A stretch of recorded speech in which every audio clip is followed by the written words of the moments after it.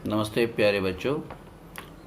Class 6 का ये आपके सामने मधुरा श्लोका पार्ट 4 है ना।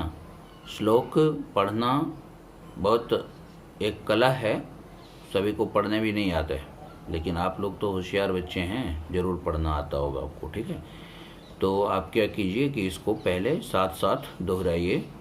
सत्यं वदन्ति मधुरं च सदा वदन्ति ये अप्रियं किमपि न सत्यं वदन्ति ते सज्जनाः सहृदयाः च परोपकारिणः श्रेष्ठाः जनाः परहिताय सुखं त्यजन्ति।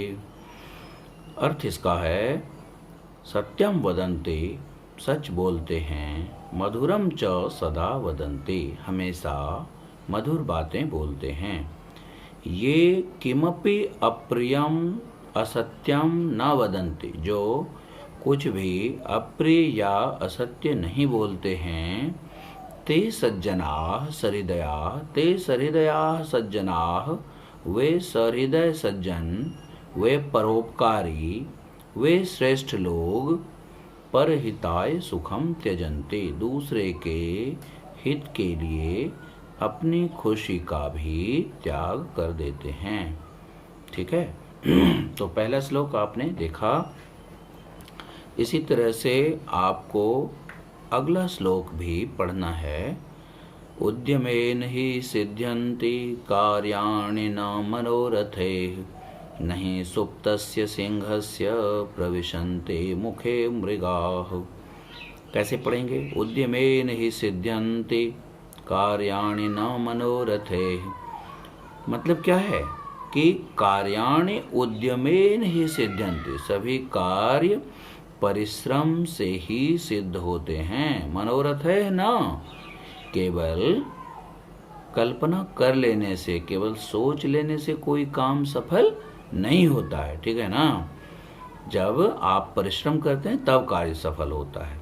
नहीं सुप्तस्य सिंहस्य, जैसे सोए हुए, सुप्तस्य मतलब सोए हुए सिंह के मुख में, मुखे मृगाः न प्रविशन्ति, जैसे सोए हुए सिंह के मुंह में पशु खुद ही प्रवेश नहीं करते, उसी प्रकार से परिश्रम के बिना कोई कार्य सिद्ध नहीं होता है। ठीक है, अर्थ समझ गए बच्चों?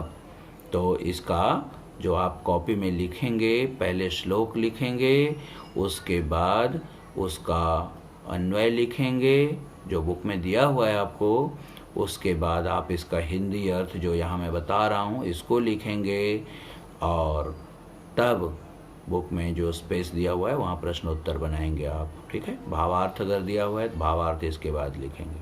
ठीक है, आप देखिए तीसरा श्लोक कहता है, अयम निजः परो वेत्ति गणना लघु चेतसाम। अयम निजः यह अपना है, परः वा इति या दूसरे का है, इति गणना यह गणना, यह गिनती, लघु चेतसाम छोटे दिल वालों का है। उदार चरितानाम तो मतलब जो उदार विचार वाले हैं उनके लिए तो वसुधैव कुटुंबकम, वसुधा एव, दो शब्द है इसमें। ठीक है ना, वसुधा जोड़ एव, वृद्धि स्वर संधि हो गया है यहाँ। पूरी पृथ्वी ही, इसका अर्थ क्या हुआ बच्चों? पूरी पृथ्वी ही कुटुंबकम अर्थात परिवार के समान है। ठीक है, फिर से एक बार देख लीजिए, यह अपना है, यह पराया है, ऐसी गणना छोटे दिल वाले लोग करते हैं। उदार विचार वालों के लिए तो पूरी पृथ्वी ही अपने परिवार के समान है।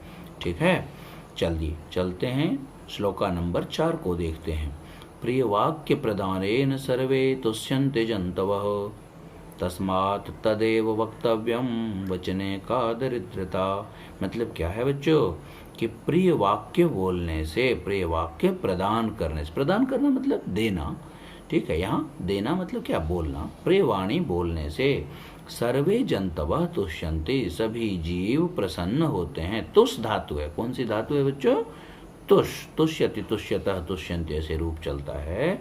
सर्वे जंतवः तुष्यन्ति, तस्मात्, ए तस्मात् कारणात्, इस कारण से, तदेव वक्तव्यम, तदेव वक्तव्यम मतलब वही बोलना चाहिए। क्या बोलना चाहिए बच्चों?